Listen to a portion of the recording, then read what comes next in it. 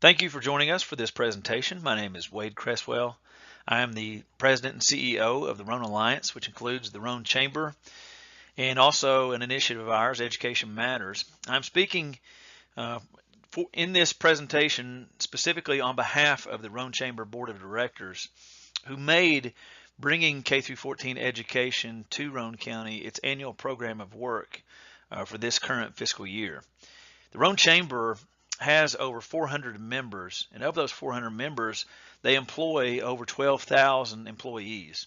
And what our employers are telling us as a leader of the business community is that they have a very difficult time filling their workforce needs. And through the willingness and partnership of Roane State and Community College and TCAT of Harriman, we have a once-in-a-generation opportunity to bring a model of education that could address in a major way, in an unprecedented way, those very workforce needs that our employers are telling us that they're experiencing. Secondly, in August, I began working on my Master's of Business Administration through the University of Tennessee. And all of our research, my classmates, all of our research is done on our own organizations or businesses. I wanted to focus on the Roane Alliance and really honing in on why Roane County is struggling to win more industrial projects relative to our competition. So after a market analysis and a competitive analysis and really looking at our economic picture of Roane County versus our competition and presenting that to some of my classmates and professors, I think it would be safe to characterize from the perspective of a business professional that Roane County is in a situation you could characterize as a death spiral. And I'm going to show you some statistics through this presentation that really demonstrate what we're talking about from that perspective. The good news is that we do have a once-in-a-generation opportunity to address this, and that is by making Roane County Tennessee's first K through 14 education community. What is K through 14?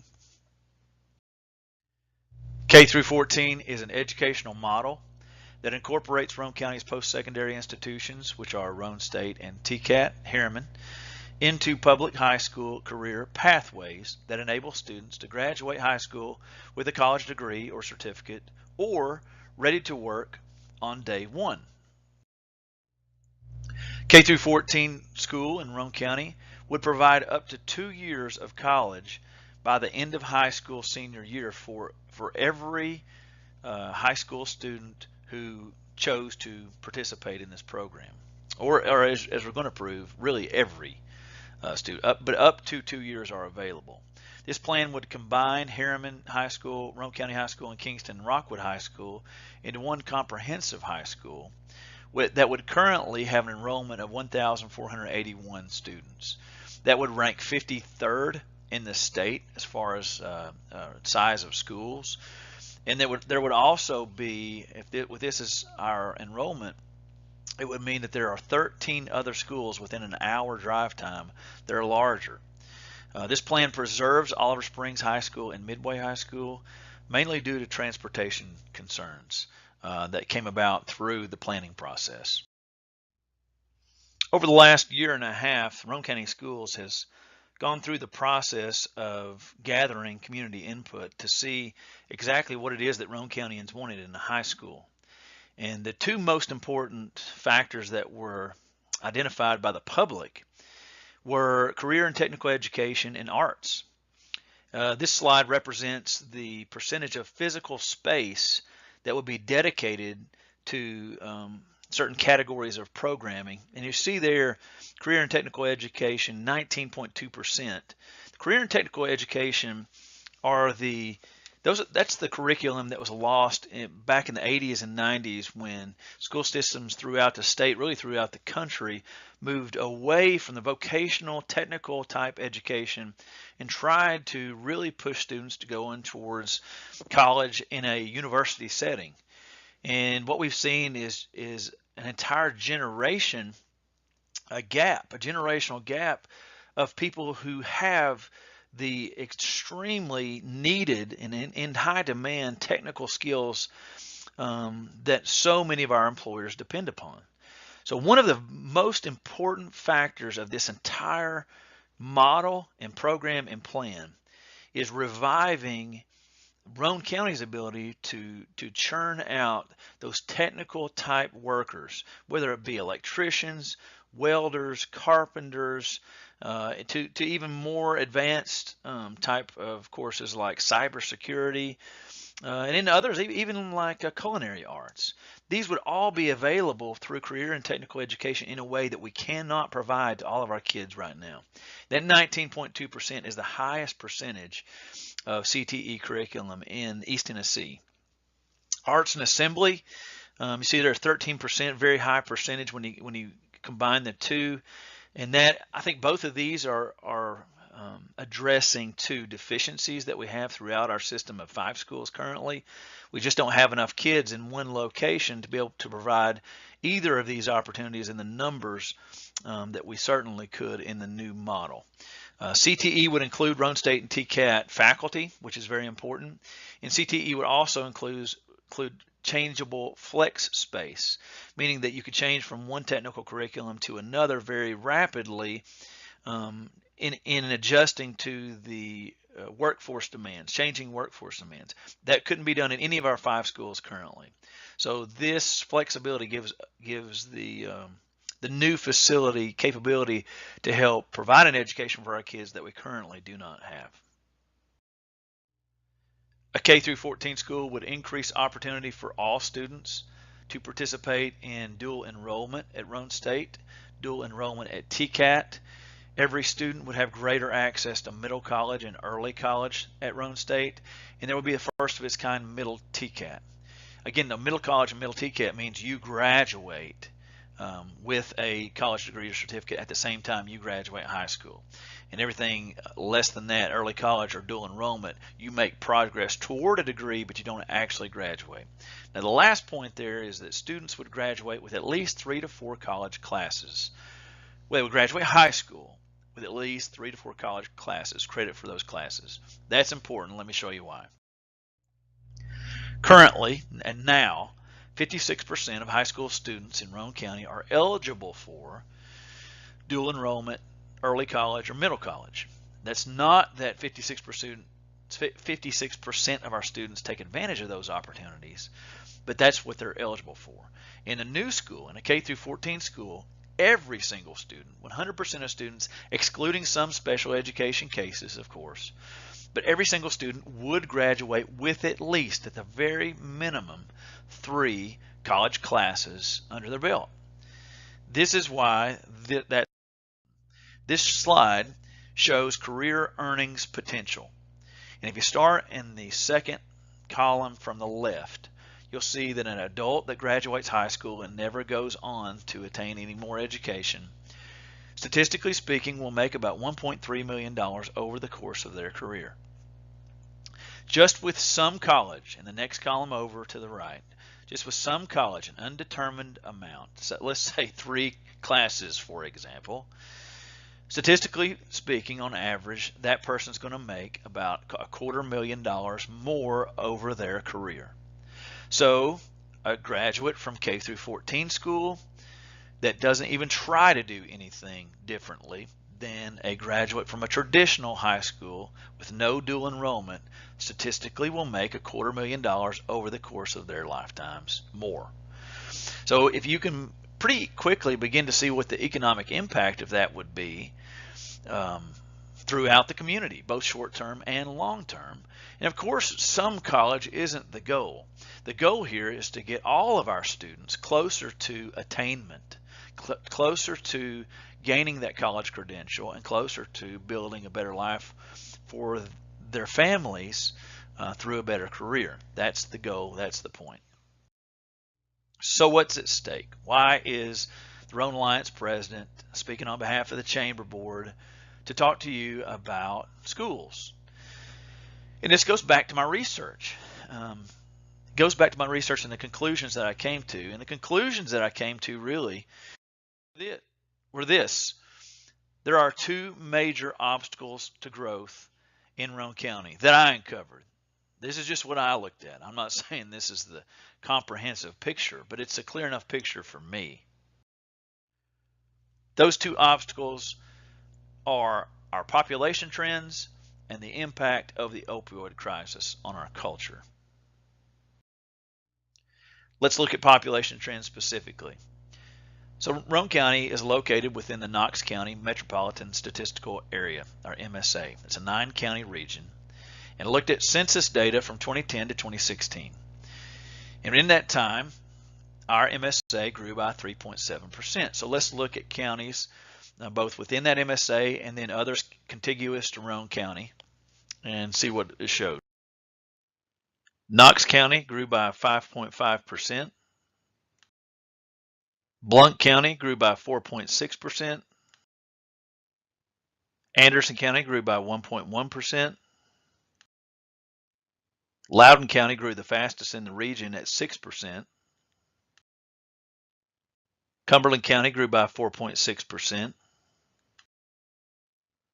Monroe County grew by 3.3%. Ray County grew by 2%. And Meigs County grew by 2.1%. I looked at a couple of other counties that were outside of the MSA and not contiguous to Roane County, but were counties in East Tennessee that we had lost projects to in the last couple of years. First one being Hamblin County and Morristown, that increased by 2%. And Bradley County, that grew by 5.6%.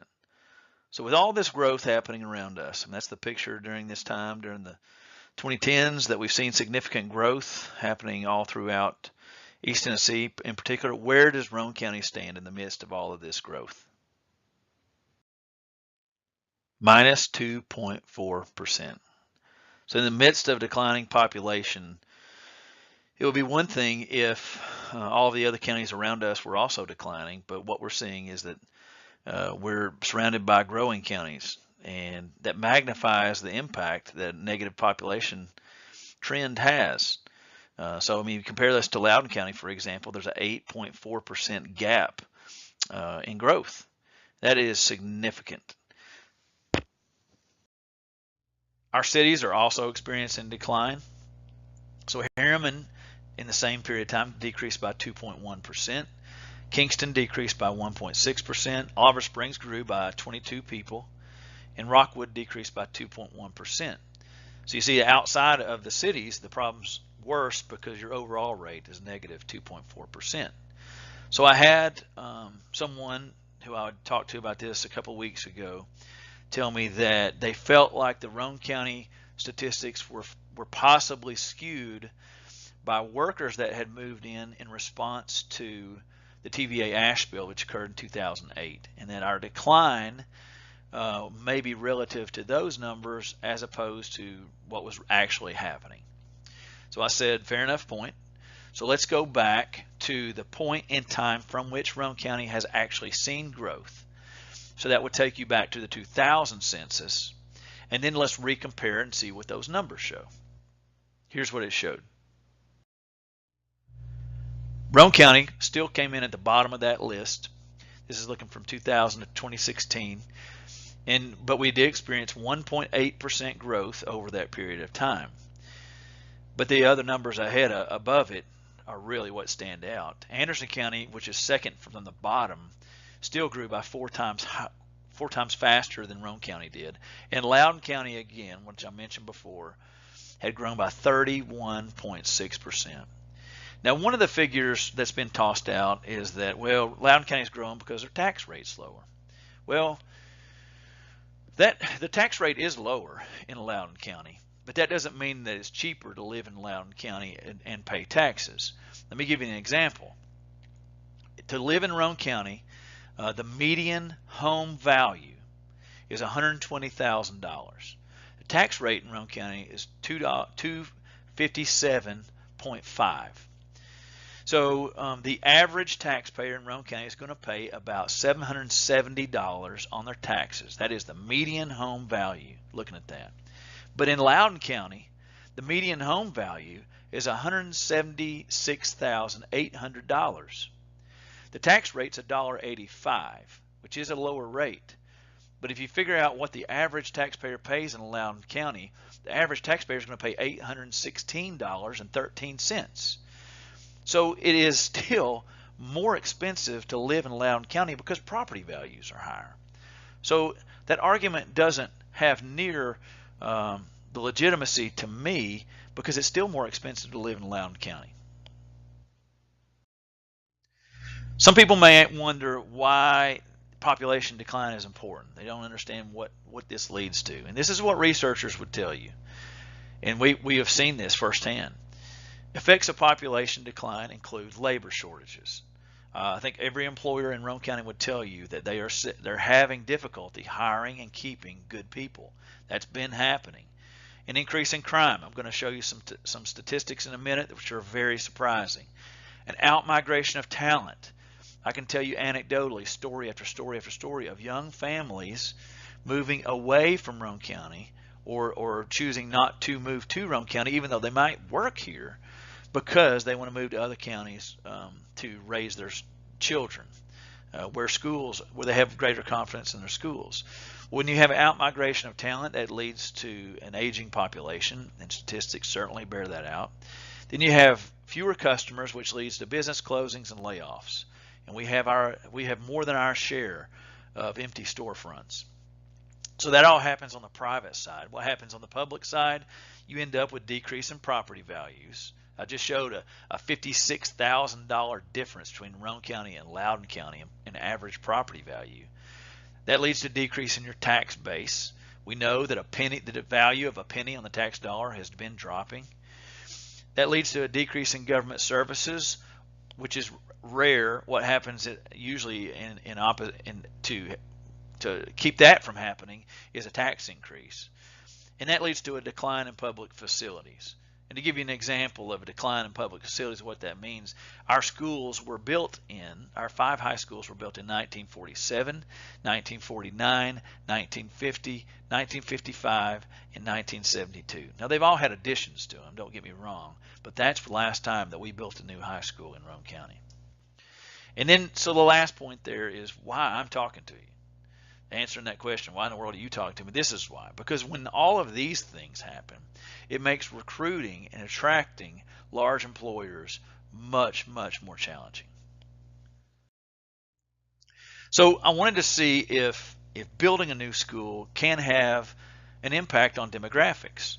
So what I did was I went and I pulled new housing starts, looking at construction permits, just residential.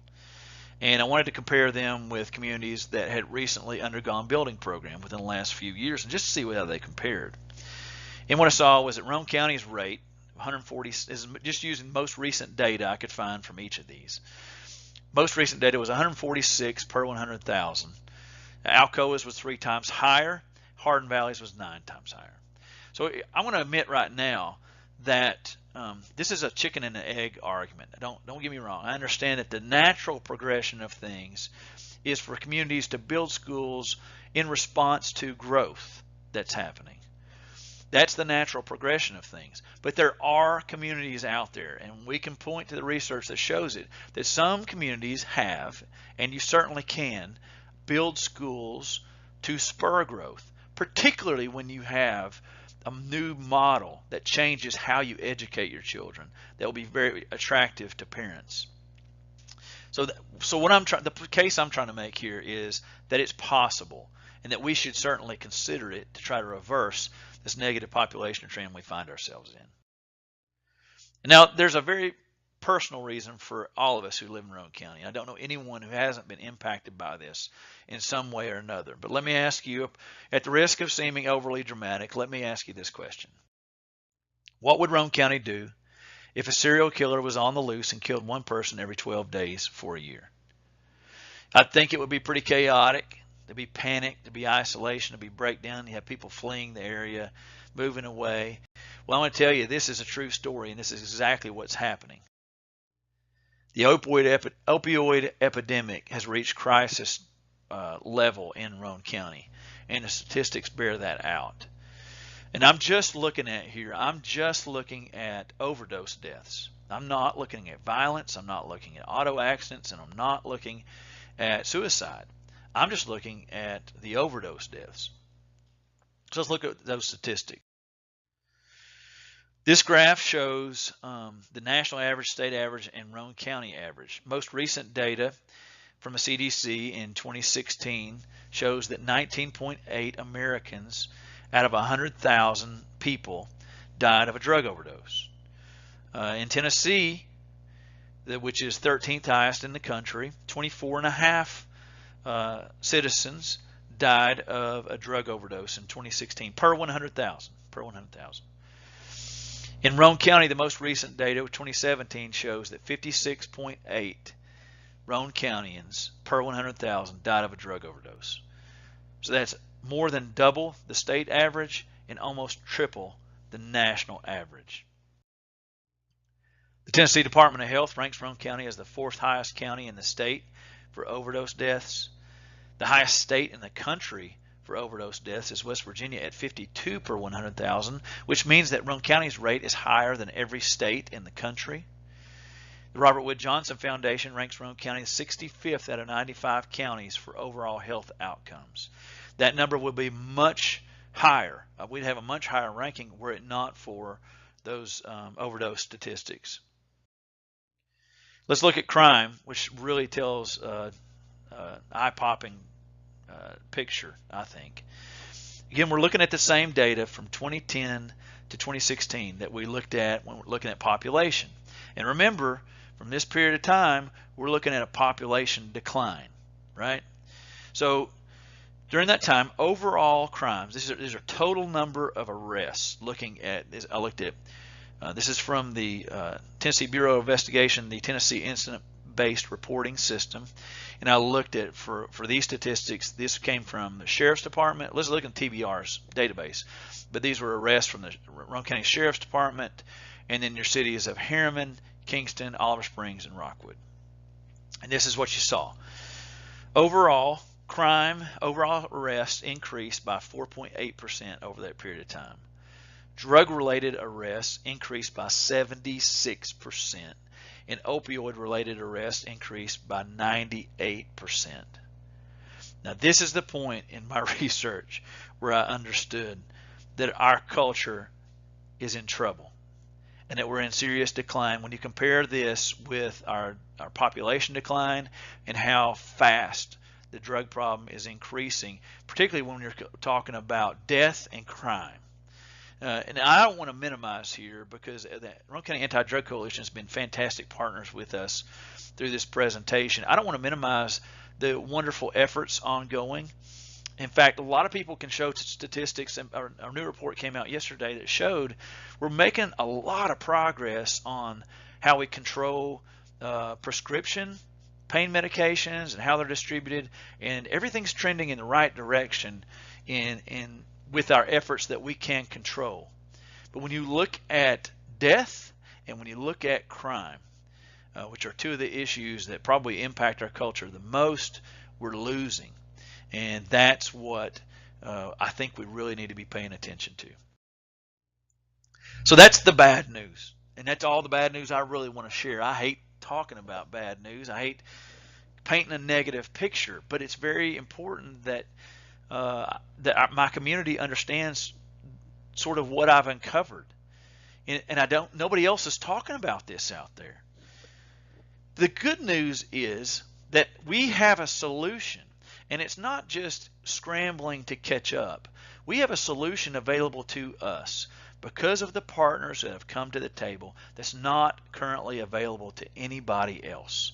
We have a solution because of Roane State and their leadership, and TK Harriman and their leadership, and Roane County Schools and their leadership, to create something that's never existed before, that definitely addresses these issues I've just talked about, either directly or indirectly. K-14 education moves Roane County ahead of other growing communities in how we educate our children. Alcoa High School can't do K-14. Hardin Valley Academy can't do K-14. Even Oak Ridge High School can't do K-14. And all of those communities are known for the schools that they have and the quality education they can provide. K through 14 as a model moves Roane County education, at least for the time being, ahead of all of those other communities, which is extremely exciting to me. A new K through 14 school in Roane County would create a new environment for learning that was designed for safety. And in a world where school shootings happen more and more often, I've got a fourth grader in elementary school in Roane County schools, and I've got a wife teaching high school. There's not a day goes by where they don't walk out the door and I worry about their safety, especially when I turn on the news and see there's been another school shooting. And it's very, very difficult to retrofit an old building to be safe, but you can certainly design a new structure to be much safer. Not that you can ever eliminate every threat, but you can certainly minimize the threat through your design of the building. The new school will be much more efficient and would have savings in costs. The plan is to remove 4 entire facilities offline just by building this one new school. So Ridgeview Elementary School in Rockwood would move to Rockwood High School. Harriman Middle School would move to Harriman Middle School. Roane County High School would move to the new K through 14 school, and Oliver Springs High School would move to excess capacity in the Oliver Springs Middle School. So you're taking offline Ridgeview, Harriman Middle, Roane County High School, and Oliver Springs High School just by building one new facility. So obviously you realize some pretty significant savings and pretty significant efficiencies by going from 4 old buildings to one new building. But that's not really what gets me excited. That's talking about the building itself. I'm excited about the model, and the model is what we're promoting. So the model provides new pathways for the careers of tomorrow. As I already said, elementary school students are preparing for careers that haven't been invented yet.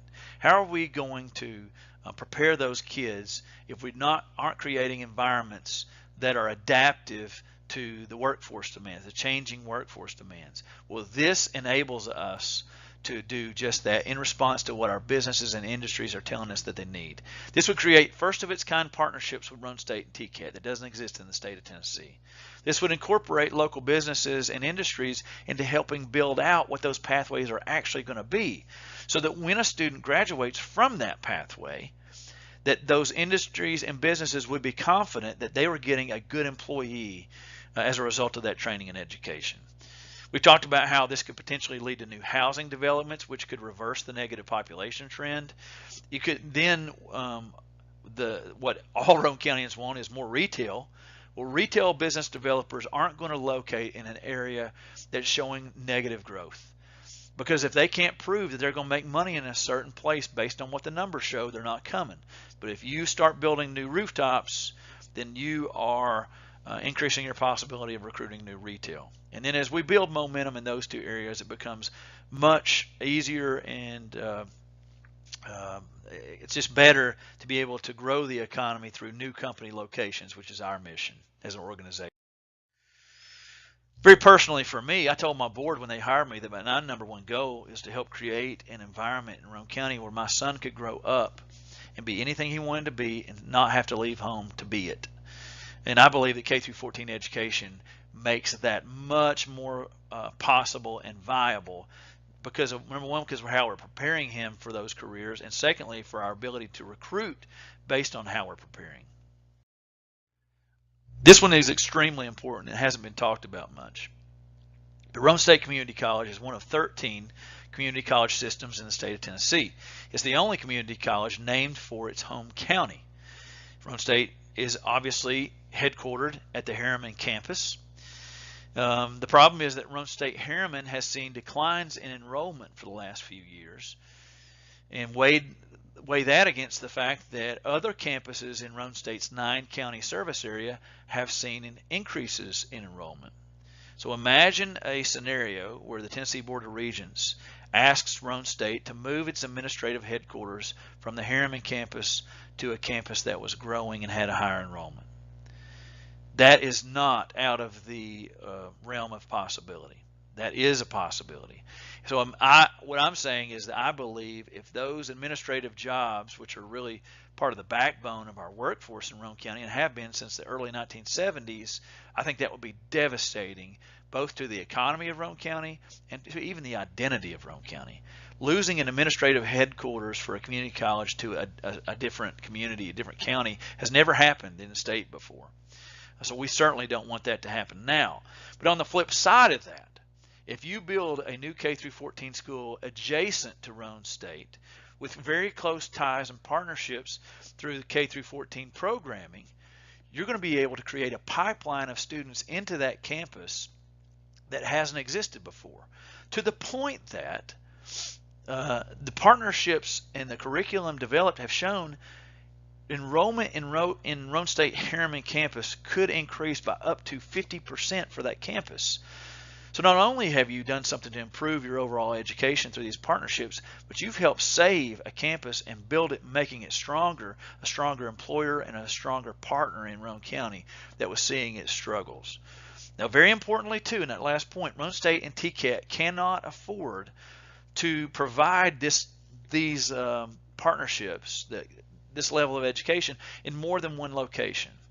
Neither one of them can afford to double the number of faculty or triple, however many schools you want to build here, but they can't afford to double or triple the number of faculty or the equipment it would take to teach these. It can only afford to do it in one place, which is why it needs to be at Roane State. So how to get it done? And this is where a lot of the argument has taken place in the community. So funding and timing is obviously the most important issue that's been discussed and debated publicly in many ways, especially on social media. But there are several ways to go about this, and the point I'm trying to make here is there isn't one magic bullet, obviously, to accomplish this, but there are several ways to get this done without having a major impact on any one taxpayer. So retired debt is certainly one way that's going to come into play in how to finance this project in a few years. In 2022 or 3, 14.5 cents of debt roll off a debt service that's currently ongoing. That debt service could then be applied to this project, which would pay for probably about roughly half of the debt service needed. Savings is going to be realized when you take 4 facilities offline just by building one new facility. Obviously, you're going to realize a great deal of efficiencies that didn't exist before, and that'll produce savings. So if the school system applies some of those savings back to the debt service, that gets us closer to paying for it. But there's no mystery that to fund the remainder of that debt service is going to require some new revenue. Different ways you can do that are through a property tax increase, a wheel tax. 59 other counties, I think, in the state of Tennessee have a wheel tax. Roane County is not one of those. So that a wheel tax could certainly provide the remainder of the debt needed, or debt service needed. Or Roane County also still has a 1/4 cent remaining on the sales tax. So any of these could potentially get us the rest of the way there. I know some people have mentioned a Lego tax, which is a stacking of multiple taxes. I haven't heard any of that mentioned as a possibility, because I think any one of these could potentially get you there without being a major impact on any one taxpayer. In the next slide, we'll talk a little bit more about what that looks like.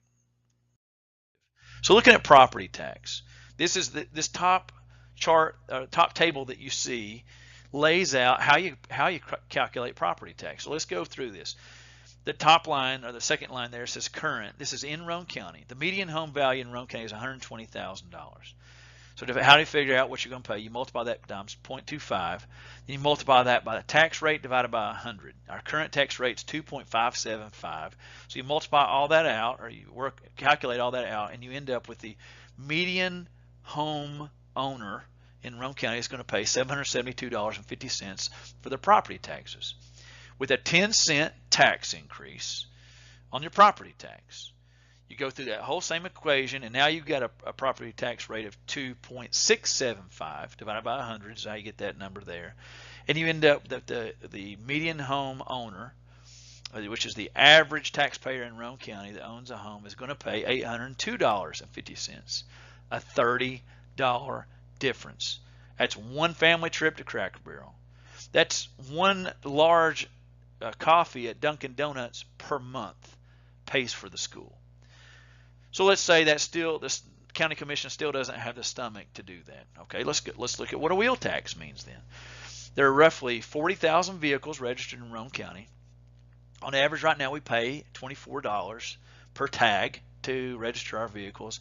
That yields about $960,000 right now. That's not an exact figure, but for the purposes of the argument, you get to see kind of what it looks like. With a $25 wheel tax added on to that, so that means for those 40,000 vehicles, we're all paying $49 a month. That generates an additional $1 million, which again would pay for the new school and that annual debt payment. And you can do a lot of different flexible things like that to front load it, make it higher and make it graduated, make it retire on a certain time. You can be as flexible as you want it to be so it can be dedicated to capital projects. But the point I'm making is this. Anyone that tells you this is going to require a huge property tax to pay for this new school, I don't think is being completely honest with you, because there are multiple ways to get this done. You just have to make this a priority as a community and decide that you want to find a way to get it done. If everybody would come to the table and realize this is a great model, this moves us ahead of our competition, let's find a way to get this done that doesn't have an enormous impact on the taxpayer, then let's get it done. But unfortunately, I think what we're seeing is that a lot of people value the tax rate above everything else in this county. And what you see when that happens are the cultural declines that we are currently experiencing. We've got to invest in our community. I had someone texted me this morning with a great quote, and I don't think he even meant to put it in these terms, but I'm going to use it. He said, until our leaders start looking at education as an investment instead of an expense, we're going to continue to struggle as a community. And I could not agree more with that statement. Last thing I wanted to look at was, and this goes back to the opioid crisis, can a school change a culture? Because that's really what we're talking about here is culture change. We're looking at education as the way to change a declining culture. Because really, how else can you change it? Where else are you going to go as a community? Where else are you going to rise up and address the issues that we've pointed out? So here's what I did my own research. And I determined this for myself. I will share with you the research that I used to build out this slide. Here's what I found out. Just by building a new school environment, so if you start in the top left of this circle here, just by building a new school environment that is an environment that kids want to come to, is an open, welcoming, friendly place to be, for example. Research shows that you can increase student protective factors. And those student protective factors, that column there on the right, are things like opportunities for exploration in work and school, an increase in mentorship, more support for development for childhood development, a safe, healthy, secure environment, calm, welcoming environment, higher expectations, higher norms. Those are all student protective factors. So by creating a new environment for kids, you can increase those factors. And research, separate research shows that as student protective factors increase, adolescent drug abuse decreases. There is an inverse relationship there. Then separate research showed me that there is another inverse relationship between drug abuse and student performance. So as drug abuse declines among adolescents, student performance and outcomes go up, they increase. And then separate research shows then that as student performance increases, you have healthier communities with growing career opportunities, and that's where K-14 fits into this cycle. So I believe that building a new K-14 school can impact the culture to the extent that at least on an individual level, and hopefully that will trickle over to a collective effort, that you can make a difference on the culture of your community.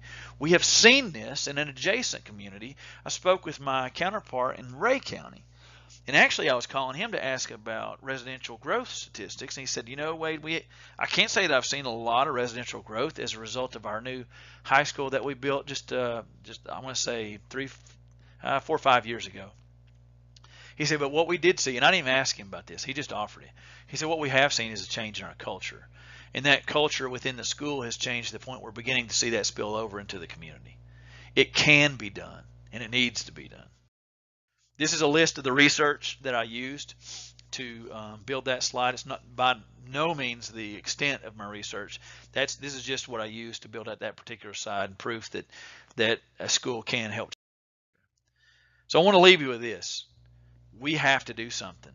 We can't sit back as people from this place or who have moved this place and continue to watch it die. Literally, watch it die. Let's change our culture through how we educate our kids.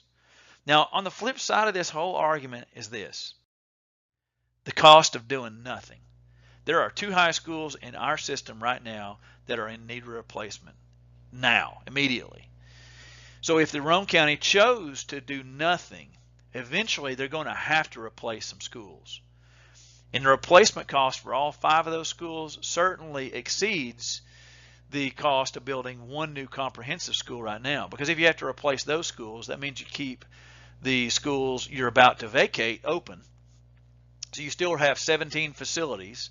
You lose all your efficiencies, you lose your savings, and you end up with the huge opportunity cost, I believe, which is no new model. You just continue to do things the way you're doing. And if that's the case, you end up with continued population decline and a worsening drug culture. So what can you do? Do what I've done. Learn for yourself. Do your own research. You're certainly welcome to take my word for it, but dig in on the details for yourselves. There's a lot of places you can research these facts and figures. A lot of research. A lot of people have done a lot of research. But whenever you come to your own conclusions, advocate for those positions that you believe in and vote for people that believe in whatever your positions are. I'm not too proud or too big to admit that I don't have all the answers here, but I have proven to myself that I believe this is the best path forward for Roane County. And then push back against people who tell you that this isn't worth it, or that that our culture doesn't need to change, because I think the statistics definitely tell that story. I'm asking all groups that I speak to publicly endorse K-14 as an educational model for Roane County.